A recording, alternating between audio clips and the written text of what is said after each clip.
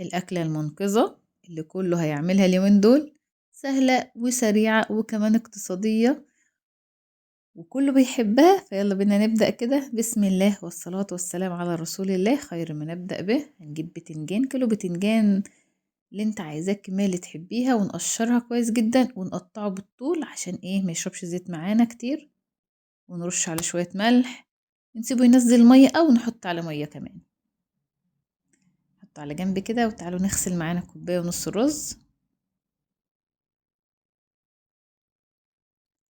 وننقعه ونسيبه في جنب. تعالوا بقى نعمل الدقة الخطيرة بتاع البتنجان. طماطماية و3 فصوص توم، وطبعا فلفل ألوان أو فلفل أخضر أو فلفل بيحرق زي ما تحبي، ونعصر ليمونة. نجيب بقى البهارات بتاعتنا ونعمل أحلى دقة للبتنجان. معانا هنا معلقة ملح صغيرة، معلقة كزبرة، فلفل أسمر، شوية كمون، ومعلقة بابريكا. طبعا عندك شطة ممكن تضيفيها. بس كده، نغطي بقى ونديله ضربة في الكبة ونرجع لكم تاني.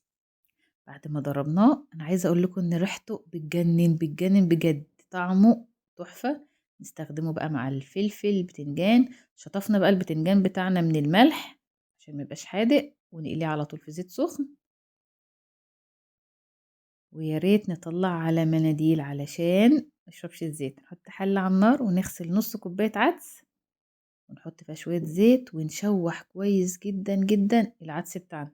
كشر الأصفر، عايزة تاكلي أحلى كشري أصفر، مش معجن مفلفل، العدس باين فيه مش كله مختلط مع بعض. لازم تشوحي العدس الأول في الزيت علشان يتشمع من بره بالزيت كده، ويبقى كل حاجة لوحدها، العدس لوحده والرز لوحده. نشوح بقى كويس جدا ونشطف الرز بتاعنا كويس ونصفيه، ونبدأ نشوح كويس كويس لحد ما كل الرز والعدس يتشمعوا مع بعض. دي خطوة مهمة جدا جدا للناس اللي بتشتكي ان العدس الكشري المصري او الكشري الاصفر بيعجن معاهم، علشان احنا مش بنشوحه كويس. بنغسل الرز مع العدس وبنقلب كله مع بعضه وبننزل في الماء مغلية. لا، حاولي تعملي الطريقة ديت مع العدس الاصفر بالذات، ان انت تشوحيه كويس جدا جدا جدا في الزيت، وانت هتاكلي احلى احلى كشري اصفر مفلفل. لو اول مره تتابعوني، ده مطبخ سعاد. اشتركوا في القناه وفعلوا الجرس عشان يوصلكوا كل جديد. حطوا لايك عشان القناه تترفع بيكم وتكبر بيكم. شكرا لعيلتي الصغيره اللي كلكم بتشجعوني وعلى تعليقاتكم الجميله. نحط معانا هنا نص معلقه كمون ومعلقه ملح، ونحط ميه تغلي عشان نحطها على الرز، ونشوح بقى كده ايه الرز مع الملح والكمون. وعايزه اقول لكم على حاجه، لازم نحط كمون مع العدس عشان ايه انتوا عارفين.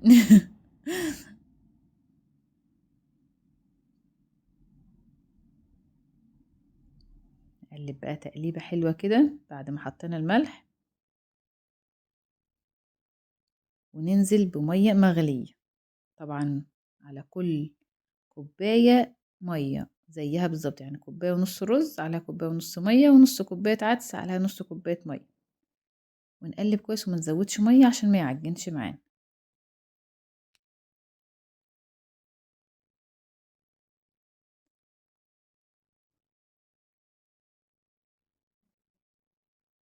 ونغطيه، اول ما يغلي نهدي عليه على طول. نقلي بطاطس بقى ونسلق بيض وكده جميل جدا جدا. يلا تعالوا بقى ايه، نحط الدقة على البتنجان بعد ما صفى شوية كده على المناديل بتاعتنا علشان ايه ما يبقاش فيه زيت كتير.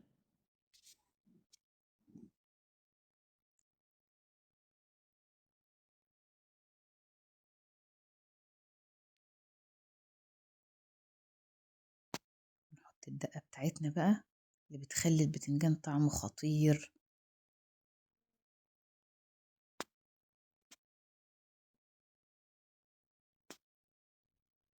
بس كده خلصنا، خلاص كان الرز استوي. وكده عملنا لهم احلى غداء واسرع غداء وطعمه رائع جدا جدا وهيعجبكم جدا جدا صدقوني. ومفلفل بتاعنا اهو. وهنقلي بطاطس ونعمل سلطة وكده رضا الحمد لله.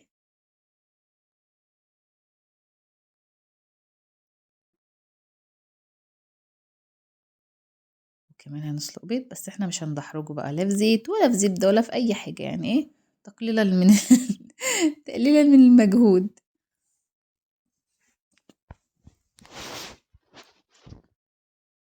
بس كده عملنا لهم غداء سهل وسريع وكلهم بيحبوه.